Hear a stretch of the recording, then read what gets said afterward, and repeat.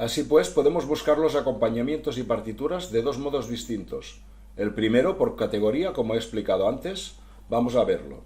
Digamos que quiero buscar partituras de solos de clarinete con acompañamiento. Haremos clic en solos y escogeremos clarinete en si bemol. Aquí vemos que hay todos los tipos de instrumentos en los que podríamos encontrar partituras con solos. A mí me interesa buscar los de clarinete en si bemol. Bien, una vez encontrados vemos que hay 212 partituras que contienen los acompañamientos para clarinete. En realidad, estas son más, ya que cuando aparece un cuaderno azul al lado de la partitura, significa que es un libro con varios solos en él, es decir, es una colección.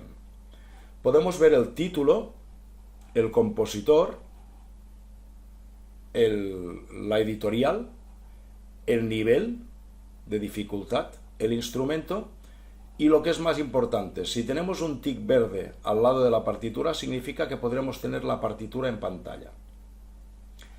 Podemos ver que hay diferentes tipos de niveles, desde el más básico, desde el nivel de dificultad mínimo, que sería el beginning con una B, que sería principiante, very easy, que está escrito como VE, que sería muy fácil, easy, que sería fácil, E, medium easy, ME, que sería medianamente fácil, medium, como una M, que equivaldría a un nivel medio, medium advanced, MA, que correspondería medianamente avanzado, advanced, que sería avanzado, y por último NR, que es not rated, que significaría que no está determinado el nivel de la obra. Por tanto, podemos ver que hay partituras y acompañamientos para cualquier tipo de nivel de destreza que tenga el estudiante.